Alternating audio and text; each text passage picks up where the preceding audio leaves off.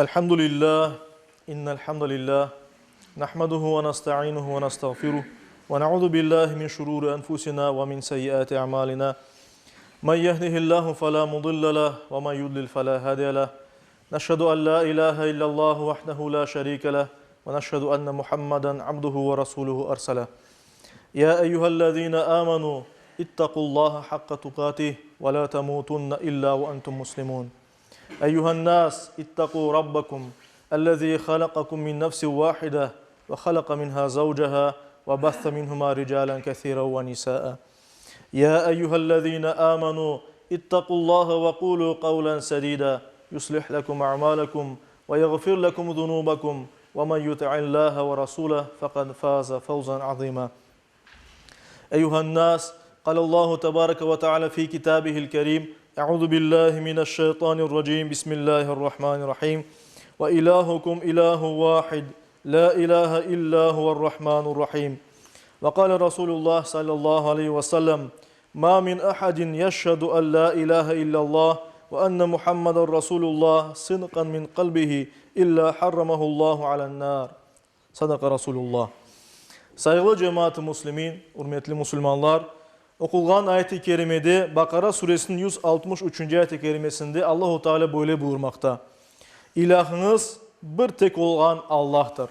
Ondan başka ilah yoktur. O Rahmandır, Rahimdir, çok merhametlidir. Hadis-i şerifte ise Bukhari'de geçen bir hadiste Peygamberimiz sallallahu aleyhi ve sellem böyle buyurgan idi.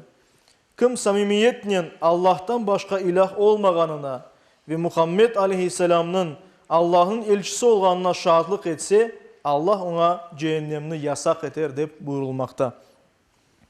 Görgenimiz ki bu yerde de bir tek Allah'a inanmak, Peygamberimizin peygamber tanımak, kelime-i şehadet etrafında yani bu hakikatlarga şahit etkenimiz istenilmekte.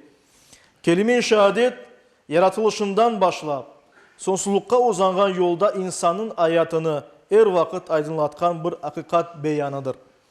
Bir Allah'a inanganımızın ve peygamberden kelgen, peygamberimizin yolundan kelgen din hakikatlarını kabul etmek demektir.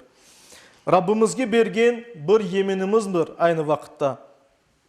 Kelime-i şehadet tili, milleti, urf ve adetleri farklı olsa da insanlarını aynı inanç, aynı duygu ve ideallarda birleştirgen, bizlerini birbirimizge sımsık bağlagan ve Efendimiz, Peygamberimiz Muhammed sallallahu aleyhi ve sellem'ge ümmet etken bir tevhid ve birlik beyanıdır.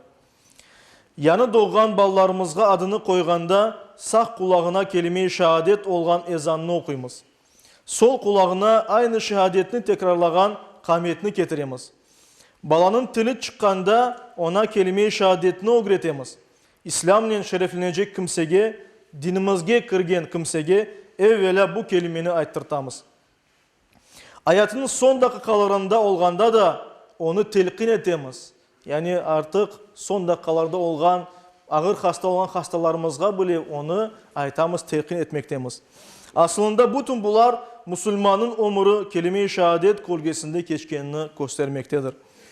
Kelime-i şehadet İslam'ın özegini teşkil etken iki temel üstünde kurulgan.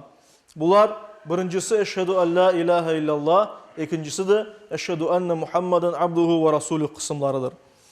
Birinci kısımda biz Allah'tan gayrı Huda, ilah, Tanrı yok deyip buyuramız.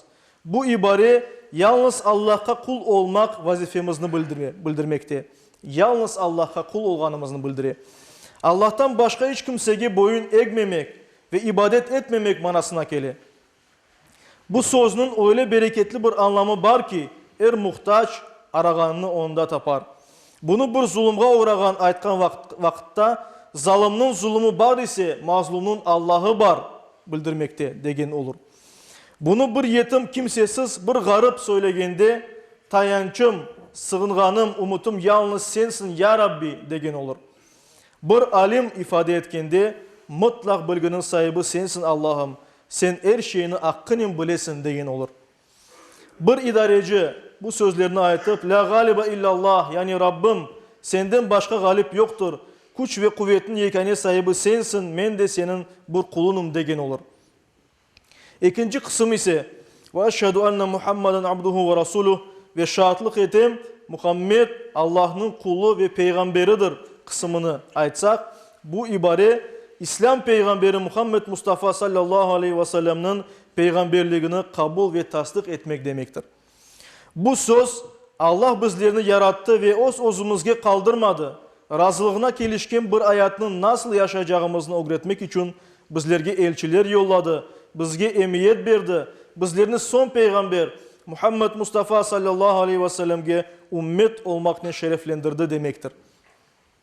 Aynı vakitte biz Kur'an ile beraber peygamberimizin sünnetine ve rehberliğine tabi olacağımız deyip söz vermektir. Saygılı cemaat-i muslimin, unutmamak gerek ki kelime-i şehadet bir bütündür. Yalnız eşhedü en la ilahe illallah deyip ve eşhedü enne Muhammeden abduhu ve rasulü kısmını kabul etmeyen kimse iman etken değildir. Çünkü hem Allah'a hem peygamberimizge ve getirgenlerin hepsine şüphe etmeden inanmaganca mümin olunmaz. Bu esas kıyametke kadar İslam'ın asıl değişmeyecek bir hakikatıdır. İşte saygılı hürmetli Müslümanlar, Yüce Rabbimiz bizlerini kelime-i şehadetinin bereketinden bir an olsun bile mahrum etmesin. Bizlerini onun göstergen yolda hayat yaşayanlardan nefesini ve son nefesini kelime-i şehadet ile geçirgenlerden eylesin. Yüce Rabbimiz kabul ve makbul etsin. Amin.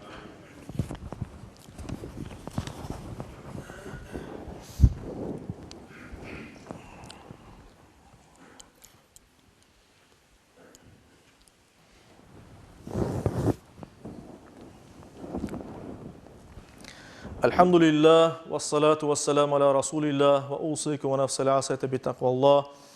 İnna Allah ve melaiketehu yusallun alen nebi ya eyyühellezine amanu sallu aleyhi ve sellimu teslima. Vardallahu man khulafa'l arba'a Ebi Bekr ve Umar ve Uthman ve Ali ve an sairil ali ve sahabeti ve tabi'in ve men tabi'ahum bi ihsanin ila yevmiddin ve anna ma'hum bi affike ve keramike ya ekremal ekremin ve ya erhamer rahimin. اللهم أعز الإسلام والمسلمين اللهم أعز الإسلام والمسلمين اللهم أعز الإسلام والمسلمين واحم حوزة الدين ودمر أعداء الدين وألف بين قلوب المسلمين ووحد صفوفهم واجمع كلمتهم على الحق يا رب العالمين وانصر دينك وكتابك وسنة نبيك محمد صلى الله عليه وسلم وآله أجمعين. عباد الله إن الله يأمر بالعدل والإحسان وإيتاء ذي القربى وينهى عن الفحشاء والمنكر والبغي يعظكم لعلكم تذكرون. صدق الله ربنا الأعلى.